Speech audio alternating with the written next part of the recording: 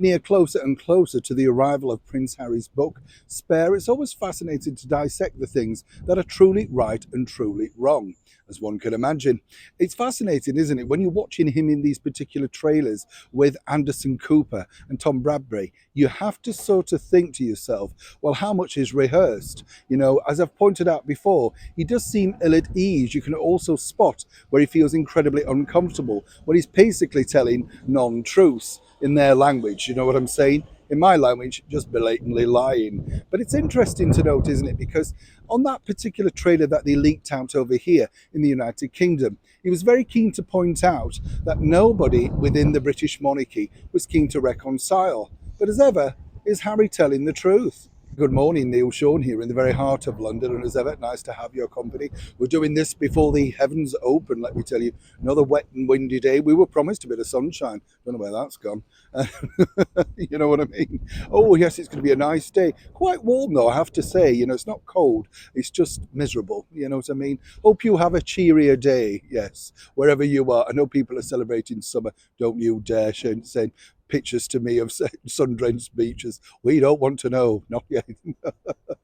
Back as ever to your breaking roll story of the day. This story, as I say, you know, they just trip each other up, don't they? Each and every single time. Meghan and Harry have made a career now out of blatantly just saying their own version of events. And then, of course, the younger, uneducated people actually believe them. But what's fascinating about this is he's been incredibly unkind about our late and wonderful monarch of 70 years, Her Majesty the Queen. As you know, our late Queen was going through a considerable amount of pain, suffering from mobility issues, and as we later found out, a form of cancer, which was very sad, obviously. But nonetheless, you know, she remained hopeful for this one thing.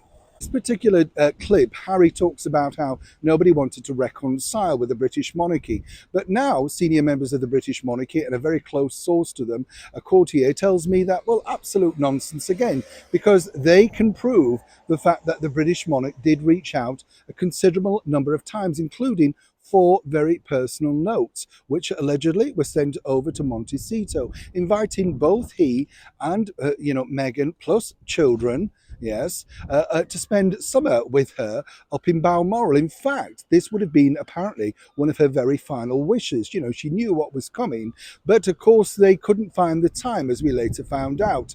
So for Prince Harry to go on camera and say that no one wanted to reconcile, nobody's reached out, once again, it's so provable that he's lying. But also, what's interesting here, and it's very sad when you think about it, is really as early as last month, we found out that our King, King Charles III, offered the same opportunity for Harry and Meghan, along with children, to come along and spend Christmas with him out at Sandringham and the rest of course, the senior royals. If they didn't feel comfortable with that, they could have come at a quieter time. Remember, you're hearing this here first. So keen was King Charles to try and find some kind of reconciliation for this, even though he knew the book was looming.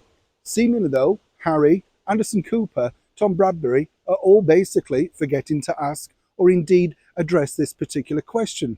So if you want to watch this and think, well, how true is that particular line of questioning? You only have to look, of course, to our late and dear and wonderful Queen, Queen Elizabeth, our reigning monarch of 70 years. She tried her very best, but seemingly even that was not good enough for Harry and Meghan.